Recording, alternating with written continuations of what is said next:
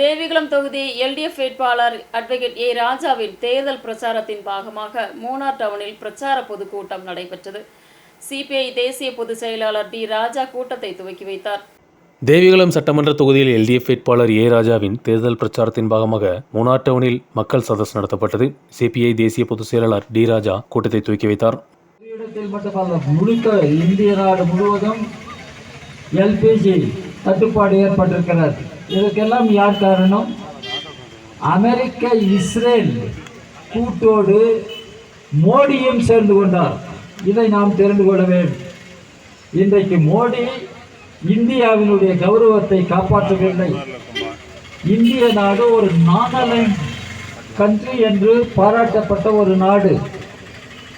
இந்தியாவின் குரலுக்கு United Nations general அசம்பிளியில் அதற்கு ஒரு மரியாதை இருந்தது.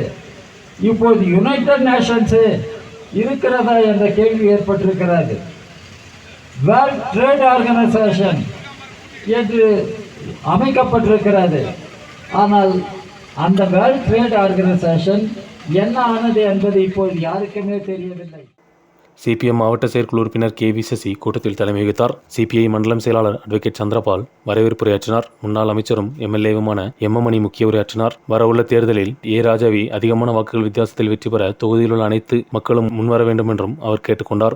കമ്മ്യൂണിസ്റ്റ് പാർട്ടിയുടെ നേതൃത്വത്തിലുള്ള ഒന്നാം EMSന്റെ ഗവൺമെന്റ്, രണ്ടാം EMSന്റെ ഗവൺമെന്റ്, പിൽക്കാലത്ത് പ്രിയമുള്ളവര് തുടർച്ചയായി കേരള സംസ്ഥാനത്ത് അധികാരത്തിൽ വരുന്ന ഇടതുപക്ഷ ജനാധിപത്യ മുന്നണി ഗവൺമെന്റുകൾ ഇന്ത്യയിൽ ഏത് സംസ്ഥാനത്തെ കഴിഞ്ഞു ഈ കേരളത്തെ വേറിട്ടതാക്കിയതെന്ന കാര്യം അഥവാ പുരോഗതിയിലേക്ക് നയിച്ചതെന്ന കാര്യം ഞാൻ ഈ സന്ദർഭത്തിൽ ഓർമ്മപ്പെടുത്തുവാൻ ആഗ്രഹിക്കുക. ഇവിടെ വർഗീയ ലഹളയില്ല, മതകലാപമില്ല, സാമൂഹിക പുരോഗതിയുണ്ട്. 62 ലക്ഷം പേർക്ക് 2000 രൂപ വെച്ച് പെൻഷൻ കൊടുക്കുന്നത് ഗുജറാത്തിൽ മോഡിയുടെ നാട്ടിലുണ്ടോ?